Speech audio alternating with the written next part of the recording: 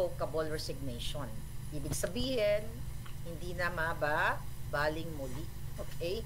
So ngayon mga kababayan, ang nakasulat sa kanyang resignation,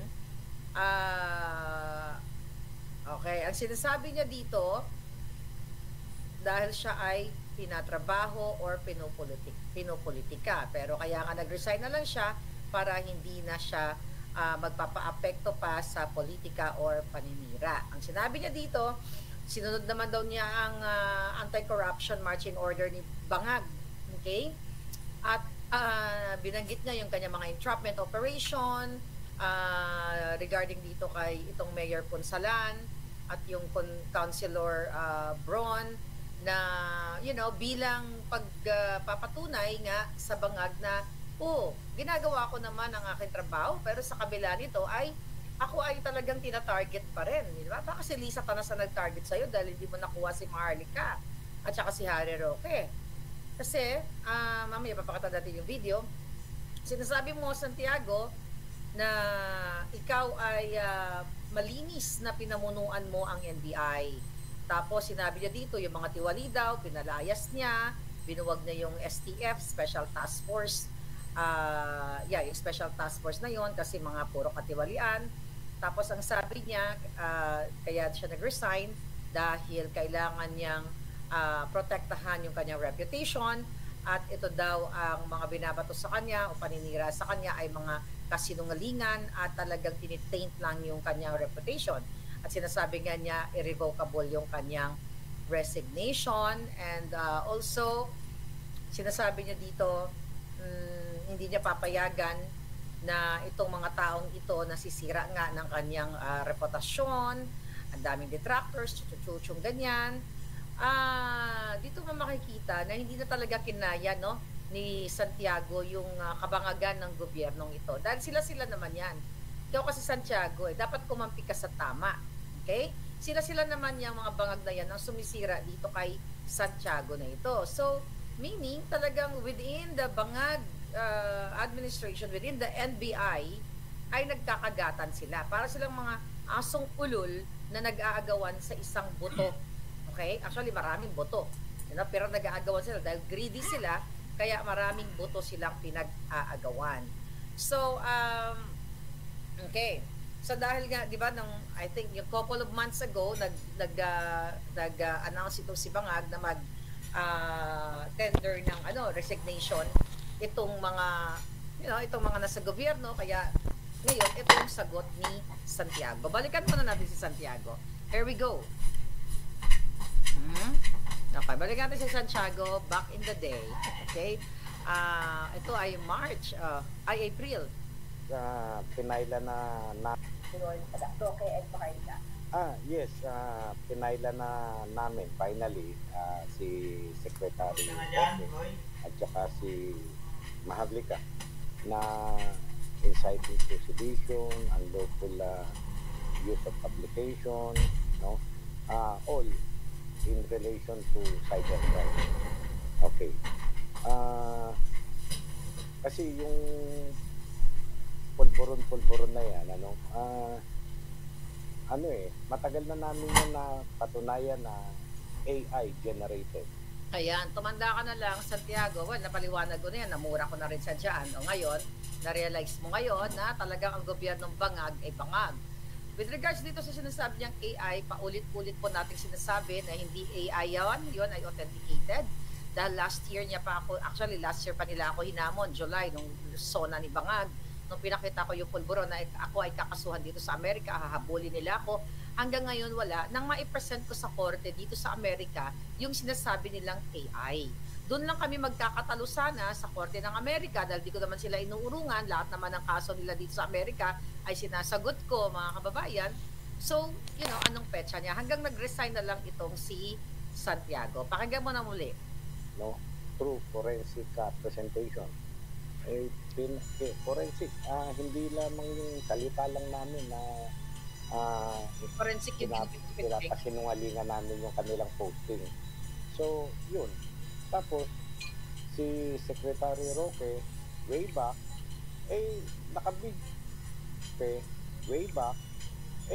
nakabidyo naman nasa FB. na siya ang ano nun, nagsasabi nun, ay lalabas.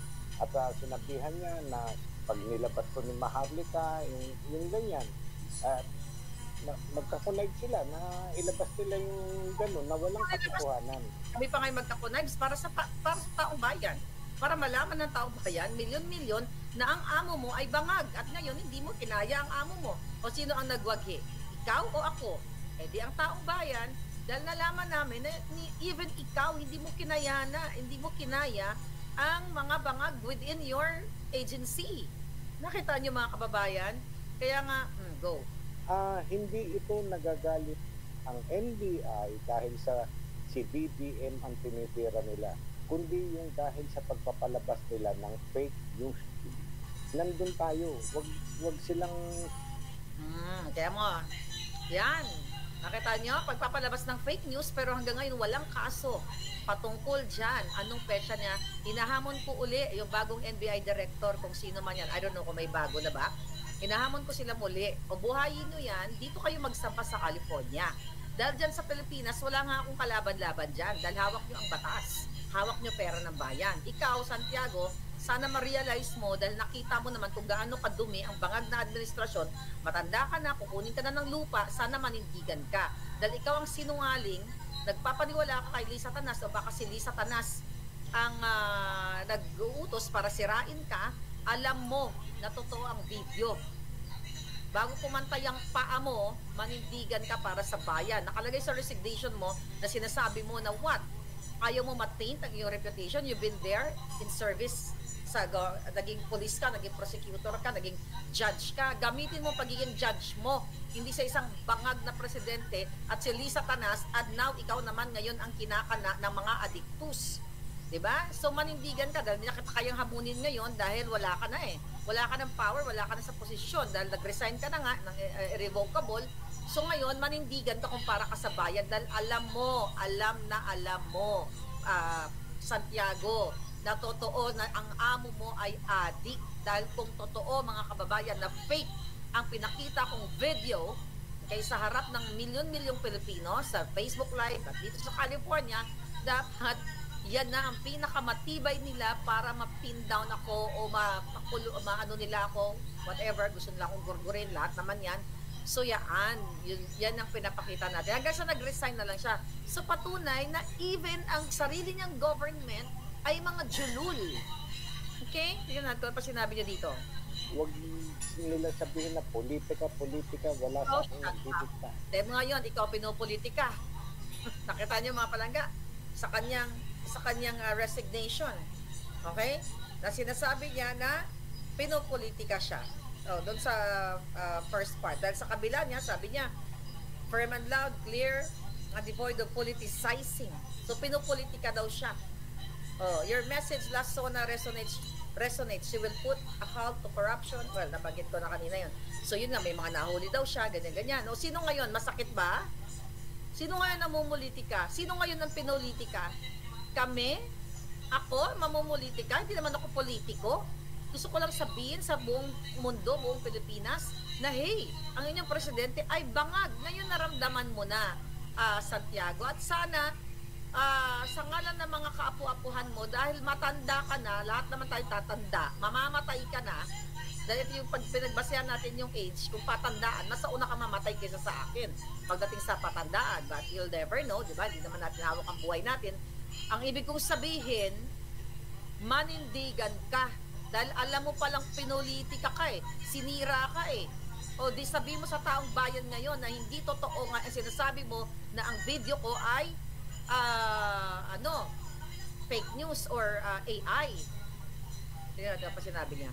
Yung fake news, rampant na, grabe na, problema na natin. Yan ang aming gustong matapos, gustong masawatan. Okay? Not only Secretary Roque, not only Maharlika, si former Secretary Lambino, Atty. Lambino, G5 Cap, meron ng TROA, use of publication. Teka lang. Na-interview ko dahil sa kahapon, sabi kasi siya dito. Na agenda dinig niya na news. O kita mo, miski ikaw naniwala ka kay Atty. Lambino sa presidente hindi naman kami at DOJ, alam niyo. Anyway, ayan na lang yun. Nakaalam nyo na yan. Magko-comment na lang ako dyan. So, di ba, may video din siyang sinabi na kahit daw nasa Amerika ako, ay hahabulin nila ako, ipa-Interpol nila ako, then yung mga OFW na nagsishare, ay talagang anuhin nila, hahabulin nila ng bongga-bongga. Okay. So, yun mga palangga. So, ngayon, congratulations, Santiago, at least nagising ka sa katotohanan na ang gobyerno ni Bangag ay talagang bangag na bangag. Ay, gusto ko pala munang batiin si Engineer Ross Guerrero na nagbe-birthday ngayon. Engineer Ross Guerrero, happy birthday po. At siya ay relative ni Chiki ng Netherlands. Ayan, si Alvin. Ang aga ko today, sabi ni Alvin Georgia. Yan. Ang ipapakita natin sa susunod ay yung pinrepair ni Alvin. So mga kababayan, mabalik lang tayo dito kay sa pulboronic na ito. Okay? Ulit-ulitin natin na hindi nagwagi si Santiago. Hindi niya ako nakuha dito sa Amerika. Ang kalungkutan lang, Santiago, ay na-report kita sa Amerika. Na-report kita sa FBI. You know? So you don't know what's gonna happen. Diba? Yun lang. Dahil pumayag ka dito sa Bangag administration na ito. Nakikinig kami dito lahat sa bahay, sabi ni Tintin Reyes. Hi, Tintin Reyes. Aha, sabi ni Super Jack. Ang ganda kay Madam Maharlika, panlaban ang kulay orange. Yes, orange tayo ngayon. Today is orange. If may water ako kasi para hindi ako matuyot. Katulad ng mga kalaban ng bayan, mga tuyot.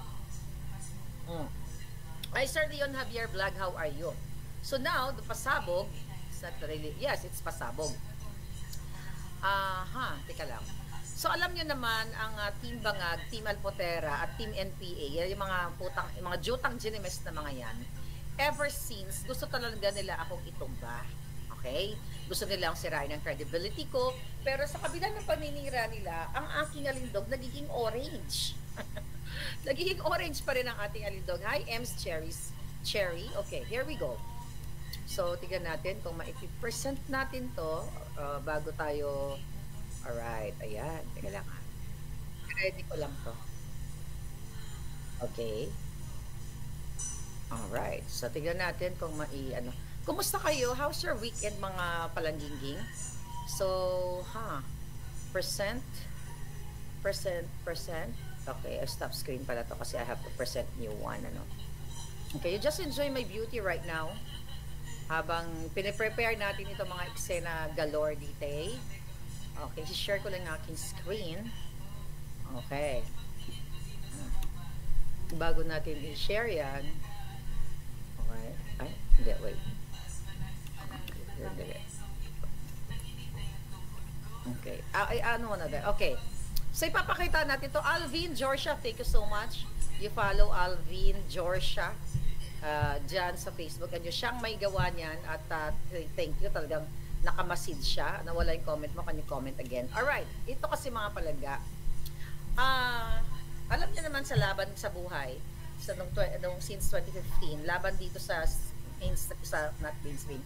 Dito sa social media. Talagang gusto talaga akong follow nyo sa Facebook. Ayan, si Alvin Kagandahan. So, gusto tayong bigibain. Yung mga pinag-usapan natin yung projection at ang deflection kahapon na yung mga gawain nitong mga Team Bangag, Team Alpot, Team NPA, yung pangingikil, paggagago, ibinabalik sa akin. Meron pa ako nabasa, Maharlika, mag-drug test ka, mag-ano-ganon. Di ba? Yung mga pagiging addictus nila, okay? Dinideflect nila. Okay? Dahil gusto nilang magtumingin, tignan nyo sila na sila ay pure and pristine. At sila lang ang katangi-tanging mabuti na mga Duterte supporters. Kaya, ang gagawin nila, sisirain nila si Maharlika. Actually, kahapon, dyan sa Dahig, may eksena din. At nadamay na naman ang pangalan ko. At, gusto nilang pumantay kay Maharlika.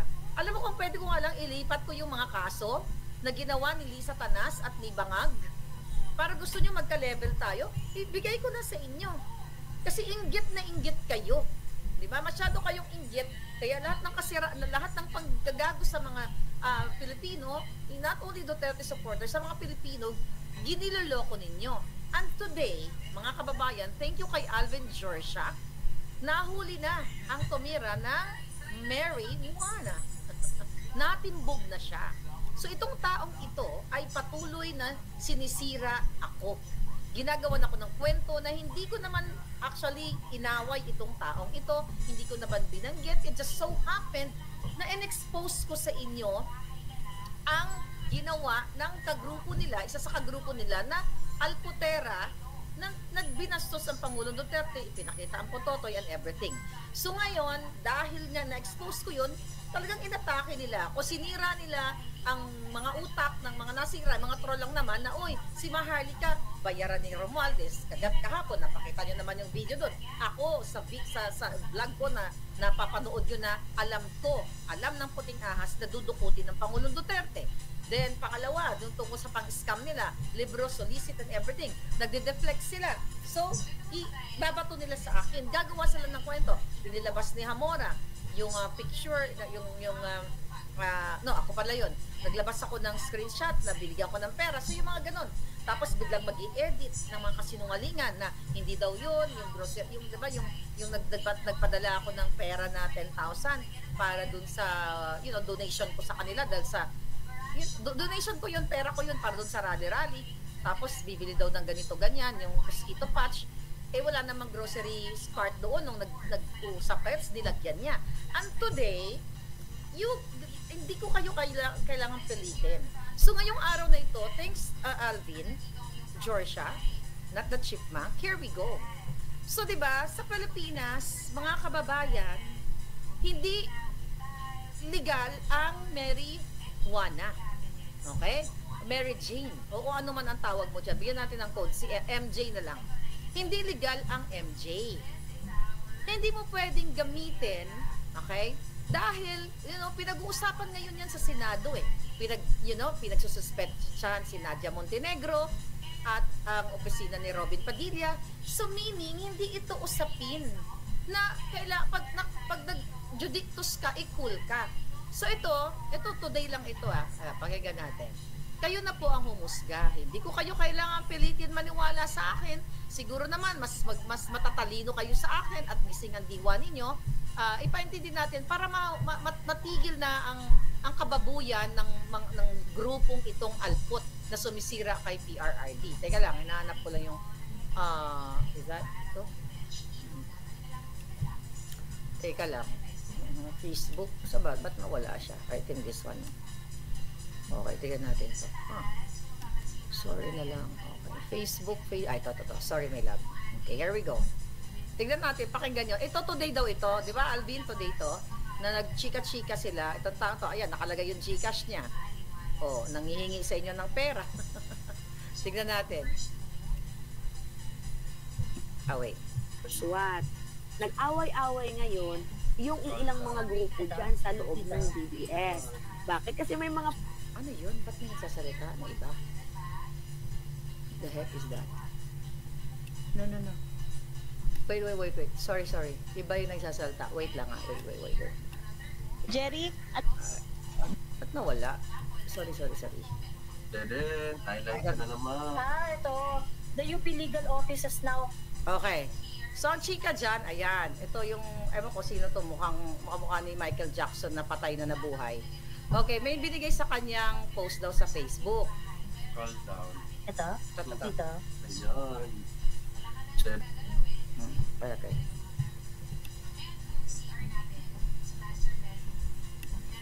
Down. Ito? Dito? Ayan. Chere, highlight ka na naman. Ito. The UP Legal Office has now in-hand complaint against Elizabeth Joey Cruz for her brilliant claim that smoking cannabis at UP Baguio is very common and that it is a shortcut to being cool and cultured. Ayan nyo. Ang pangit. Diyos ko! Bothered. Bothered. Ginamit pa ang Oh, Diyos. baliw ang puta. Hmm. I did not say that, ano, ang tawag dito, I did not say that smoking weed is, is the way for you to be cool. Diyos ko, takin ang mga bobo. Diyos ko, ano ba naman yan? Meanwhile, Okay? I tried when I was younger, nung nasa UP Baguio ako, ganyan. Kasi ano yan common yan sa UP Baguio yung cannabis Common yan doon. So I tried when I was younger, no? But anyway, these idiots, they are trying to make an issue out of it. Palibasa kasi kayo mga wala kayong kultura, Diyos ko. Mga wala kayong kultura, mga wala kayong alam sa buhay. Mga hindi kasi kayo cool, ganyan. Okay. Okay. Narinig nyo naman, di ba? Play natin uli yan. Actually, narinig nyo na, hindi ko na i-play. Narinig nyo na, di ba? I-copy nyo na lang. So, ngayong umaga, sinasabi nitong tao itong mapanira, di ba? Binigay sa kanya, randomly, kumbaga, na-surprise niya na, hey, may nireport ka sa UP. Okay? Di ba? Binasa ninyo. And now, sinasabi niya na, idiots daw, yung mga, pinagtutukulan niya, grupo namin, yun, Team Alindog, na hindi daw siya gumagamit. Ano to? AI to? Ano to mga kapalaga? AI itong tao. So, kanino kayo maniniwala?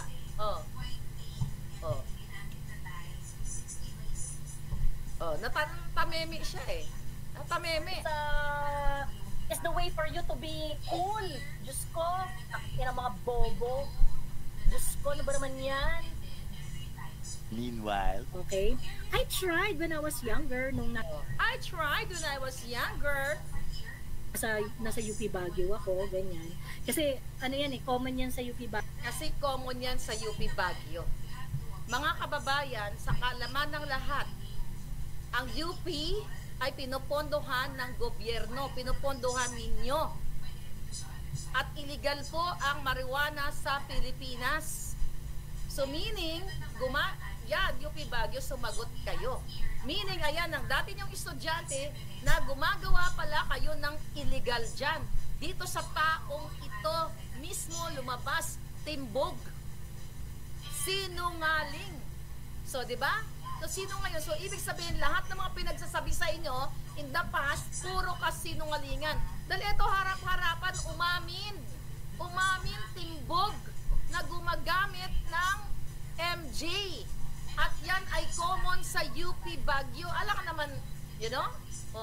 Buti na lang, andyan si Alvin. Thank you, Alvin. Georgia. Tingnan natin. Baguio yung cannabis Common Ulitin na yan natin. common yan sa UP Baguio. Ay, nasa UP Baguio ako, ganyan. Kasi ano yan UP Baguio. When I was younger, nung nasa UP Baguio ako, ganyan. Kasi ano yan common yan sa UP Baguio yung cannabis Common yan doon. So I tried when I was younger, no? I tried when I was younger, no? Okay. But anyway, these idiots, they are trying to make an issue out of it. Palibasa kasi Make an issue out of it? That's fucking national issue. Illegal, illegal damo. Paano maging hindi issue yan? At ngayon, issue na ngayon yan. Diyan sa Senado. Dahil tinatarget kung sino yung naamoy na nagsihit-hit. Tapos sasabihin mo ginagawa ng issue. Ayan, let the people decide. mga wala kayong kultura. Diyos ko. So, wala daw tayong mga kultura.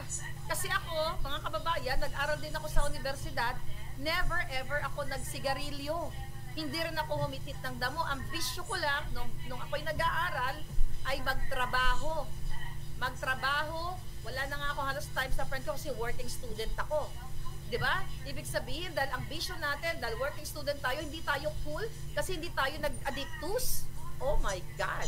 You decide, mga darling. Ayan, nahubaran ng mga putang ina mga alpot. Mga wala kayong kultura, mga wala kayong alam sa buhay. Wala daw tayong alam, tayong mga hindi humit-hit, hindi tayo cool. So yung mga taga-UP Baguio, na mga estudyante, cool kayo kasi mga illegal na hit-hitan ang ginagawa ninyo. Illegal. meaning lumabag sa batas. So, ang pinapakita nitong taong ito na cool, okay ka lang pala, lumabag ka sa batas, kaya no wonder yung mga kasinungalingan niya against sa akin, sa team namin, ay walang humpay. Eto, harap-harapan na eh. Sa unang video, nung hindi niya alam eh. Binigay sa kanya, ito, headline, ano ka na naman, trending ka, ganyan-ganyan. Diba? Nakita niyo sa first part, napameme siya.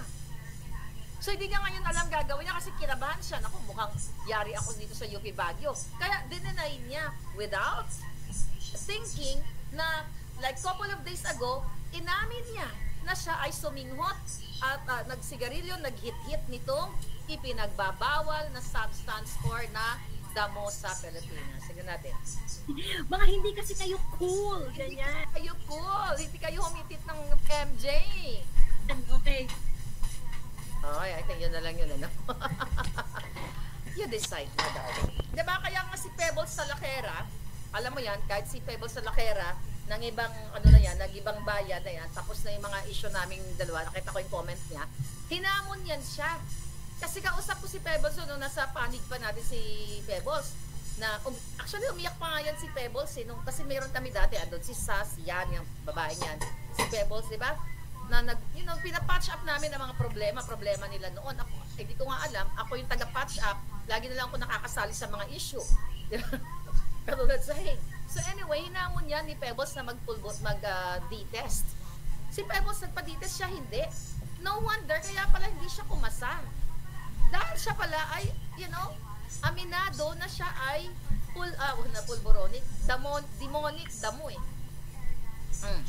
Sabi ni Alvin, yes, totoo, naalala ko hinamon siya ni Pebbles. Hinamon yan siya kasi, Alvin, kami noon, 4 kami nila nag-uusap-usap kami kasi nag-aaway nga sila, pinag-aayos namin, nakikinig kami, nakalimutan ko na sa dami ng away na lagi akong sinasali sa away kahit wala ako, kasali pa rin ako. Kaya, yes, sabi ni Jean, tao kasi ni Amy, kaya go lang, magingay. Kaya no wonder, mga kababayan, ayaw nilang puruhan si Marcos Jr.